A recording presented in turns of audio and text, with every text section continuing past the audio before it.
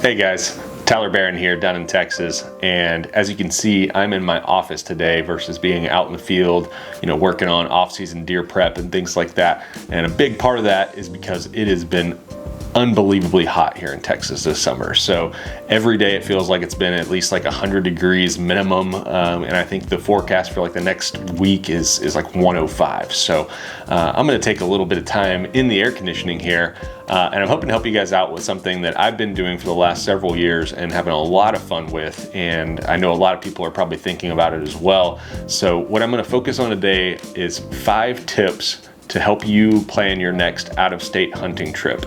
And so I've learned a lot over the last few years, and I'm gonna share a few of these things with you guys, and I hope you find some benefit in it. And if you're starting to think about where you might wanna go next, maybe these will help you kind of pave the way for that. All right, guys, so here we go. Tip number 1 for planning an out-of-state hunting trip. First thing you gotta do is set a goal, or at least figure out why you're going on this hunt. And I know this sounds like a super basic or something that you should have already done by the time you're thinking about an out-of-state hunt, but I think it's an important step. And the reason I mention this is this will ultimately inform your next decisions you make for your hunting trip by knowing what it is you're setting out to do. So if your goal is to go, and let's say you're a whitetail hunter like me primarily, and your goal is to go shoot a 140, that's gonna kind of narrow down your scope of where you might want to go hunt. And that might be totally different if your goal is to shoot a 160. So that's kind of what I wanted to think about here on this first one, is just know your goal and be very, very realistic with what you're setting out to go do. And then based off of that, where is the best place for you to go to do that? So I'll take myself, for example, here. Big goal of mine was less about the quality of deer, although that was obviously important to me, but my biggest goal when I first set out on my first out-of-state hunting trip was to just hunt different types of terrain. I wanted to go and hunt Midwest deer, and I'd never done that before. So being down here in Texas, I'm in the hill country, or I'm kind of in like these piney woods, kind of oak type forests, and not really any kind of like agriculture or like your typical whitetail habitat when you think about the Midwest. And I wanted to just go experience that. So for my first hunt out of state, I went to Missouri. And there's a lot of reasons for that. I didn't really have any goals around the actual type of deer, although obviously Missouri can hold some really, really big deer. But it was also attainable because there was over-the-counter tags. It was within driving distance of where I could get to fairly cheaply, and it fulfilled my goal of wanting to just hunt something different and see some new land. So that's where I landed on. Your goals might be totally different, and it's going to dramatically impact where you decide you ultimately want to go. All right, so tip number 2, you've got your goal. Now you have to pick your state. And your state pool may be very large if your goal is very broad, but if you have a very specific goal, let's just take, say 140-inch whitetail as an example here, then that's going to narrow your states down at least a little bit. You can obviously kill a 140 in a lot of places, but there's some places where that's going to be more and more of a realistic type of situation. You're probably not going to travel to Florida if your goal is to go shoot a 140, but you could certainly hit Kansas, Missouri, Ohio, Illinois, obviously Iowa, places like that that maybe even have bigger deer, but at least you start to narrow it down a little bit. And then when you start to think about your states, figure out where you can get tags and where is the most accessible state to you in your specific location. So for me in Texas here, obviously my nearest states that I can get to would be like Oklahoma. I can jump up to Arkansas, Missouri, Kansas, all fairly easily, which is why I've done that. And similar, if I'm heading out west, if I have a different goal, like going out and finding an elk or something, I've hunted Colorado and joined a few friends and went and hunted New Mexico. So very attainable and easy to get to for me. So nail that down once you know your goal. Figure out what state is going to allow you to do that you can get a tag for. All right, so you picked your state. Tip number 3. As soon as you pick your state, the next thing you should do is go and read the rules and regulations on that state. A lot of times hunting, we think about it as being a very similar experience from state to state, and just everybody kind of does the same stuff, but the reality is game laws can be very complex and very different from state to state. So I'll give you a quick example of this. The first time I went to Kansas and hunted, it was in the early part of the Kansas archery season. So their season starts in mid-September. I never in my wildest dreams would have thought that there would have been a muzzleloader season also happening at that same time. We don't ever have any kind of gun hunting in Texas for deer until first Saturday of November, so it didn't even cross my mind. The reality was there was an open muzzleloader season, and I had to scramble at the last minute to go and find some blaze orange to wear so that I could be legally archery hunting during the same time as this muzzleloader season. So the point is, make sure you know your game laws, make sure you understand them, call the game warden if you have to figure it out, but always make sure you're legal and doing things the right way. And the best way to do that is to do your research ahead of time before you even leave your house. Don't be doing it the last second or trying to figure it out while you're in the tree or heading to the stand. Know it before you go. All right, guys, tip number 4. It's all about logistics. So the tip here is just to knock this out early. Get all your logistics taken care of before you even start thinking about scouting or how you're gonna kill that big buck or what stand you're gonna bring. All that kind of stuff can come after you figure out how you're gonna get there, how much it's gonna cost you to get there, where you're gonna stay, and how comfortable are you gonna be when you get there. So depending on your goal that you set in that first section here, your goal may be to go kill a 170-inch deer, and you're gonna go contact an outfitter to do that. And that outfitter might have a lodge with cooked meals and all that kind of stuff taken care of. So for you, this step may not be as important. You're really just worried about how you're gonna get there and how much time are you gonna have to take off of work, that kind of thing.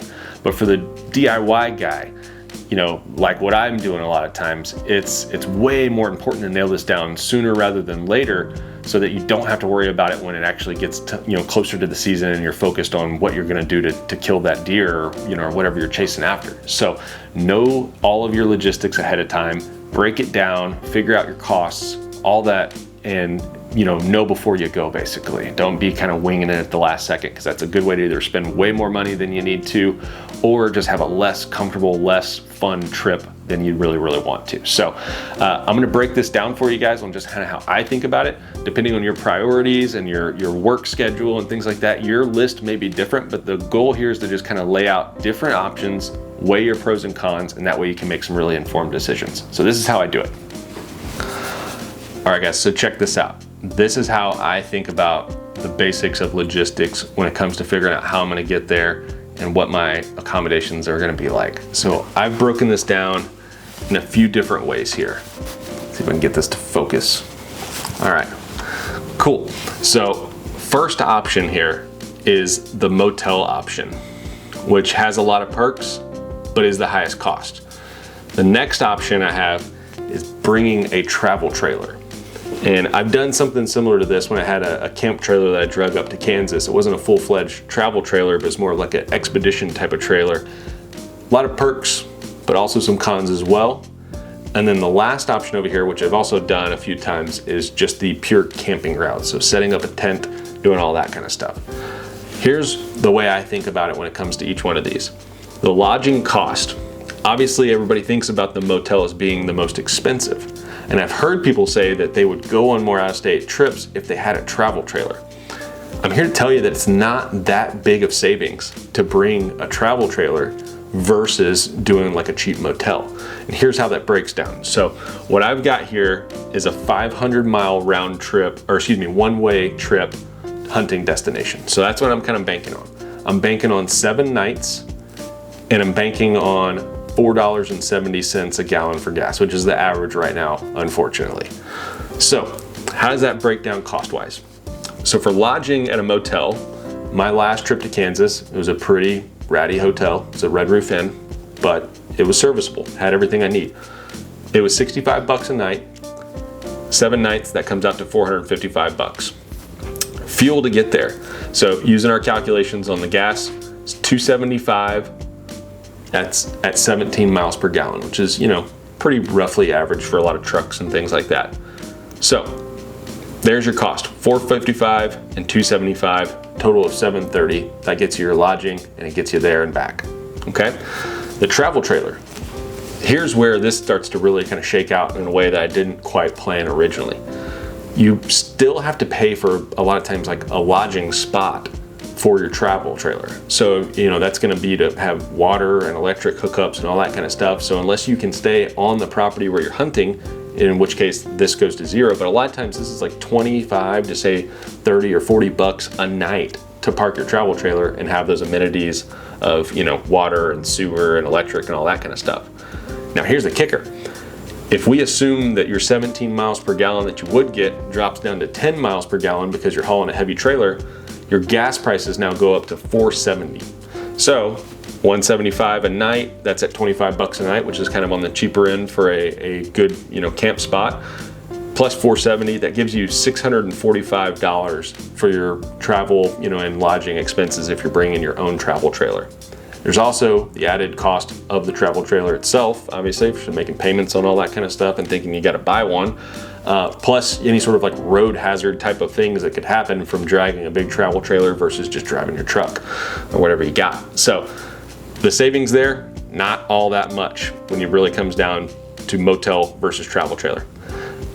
My favorite way to go, if I can, if everything lines up, I'd much rather go camping. Camping to me is more fun. I enjoy it. If the weather is like tolerable, it's way more of a hunting trip to me than staying in a motel or in a travel trailer even. So kind of throwing in some basic numbers here, but 10 bucks a night for a camp spot, it's about average. That's kind of what you would expect to see at like a state park or something like that. Your fuel is the same as if you're going on a motel. I've got that at $2.75, again, assuming the 17 miles per gallon. And that gives you your total lodging cost of $345. So you're cutting down almost $400 by camping versus doing the hotel. And that is a huge chunk of savings. But obviously there's some perks with the hotel option that we'll jump into here in just a second. So something to think about though is just weigh out all those costs and what you're willing to do. So here's a few of my other considerations when it comes to this kind of stuff. So speed. When I'm going on a hunting trip like this, I don't want to spend a lot of time driving and traveling and doing all that kind of stuff. I want to get there as fast as possible, which gives me more time to scout, more time to hunt, all the things that I'm there to do. So the motel option is by far the fastest because when you get there, you're not setting up camp. You're not having to pull a big heavy trailer that's going to slow you down on the road. So you can just book it, get there, check in, stash your stuff, and get out in the woods. That's by far the best. Travel trailer is the slowest. You got to haul that thing out there, which means you're probably not going to be going quite as fast as you maybe normally would. You've also got to set it up once you get there, get everything kind of established at your campground, pay for camp spot, all that kind of stuff. It's going to take a little bit of time. That's your slowest route. Camping is fast. It's just not as fast as the motel. The only difference to camping there is you got to get to your camp spot and set up a tent or do whatever you got to do, which if you're pretty practiced at it can be pretty fast. So it's still fast, just not as fast as checking into a motel.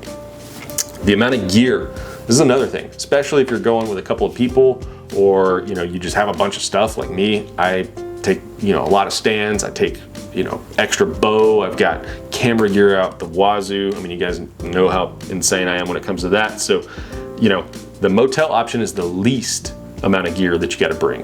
The reason for that, you think about it, they've already got a bed, they got pillows, they got all that kind of stuff there. You're not worried about bringing that with you if you're staying in a travel trailer or doing a camping spot. So I've got that kind of tied on the other side here. So travel trailer and camping both require a lot of gear. So whether you're bringing a tent and bringing your sleeping bags and doing all that kind of stuff, or you're just taking your travel trailer, which then you've got all your other peripherals, with that. So your sewer line and your, everything you would want to bring with a travel trailer, all that kind of stuff. There's still a lot of gear that comes along with it. So definitely motel kind of wins in that category of just being able to be lightweight and nimble. Wi-Fi for work. This one is not going to be relevant for everybody, I know. And a lot of people, the whole reason they're going on a hunting trip is to get away from Wi-Fi, and I totally understand that. The reason it's big for me is I do work remote. So if I can get to a motel and they do have Wi-Fi, which most places do at this point, I can work, which means in a lot of cases I don't have to take as much time off. So that can either extend my hunting trip, or it kind of shakes out in the cost factor because I'm not taking time off of work. I'm plugged in, I'm doing things. So I'm going out hunting in the morning, coming back during the day, knocking out a few hours of work, coming back and hunting in the evening, and then maybe knocking out some stuff in the evening. So I can get a lot done if I have a Wi-Fi connection, which a lot of times isn't possible at a campground. So in that regard, motel wins for me in a lot of cases. If I do have the time off, I'm definitely going to be doing one of these other ones because I don't want to be plugged in. I hate being plugged in if I don't have to. All right, best experience. This one's subjective. I would say the hotel, I'm giving it a meh rating.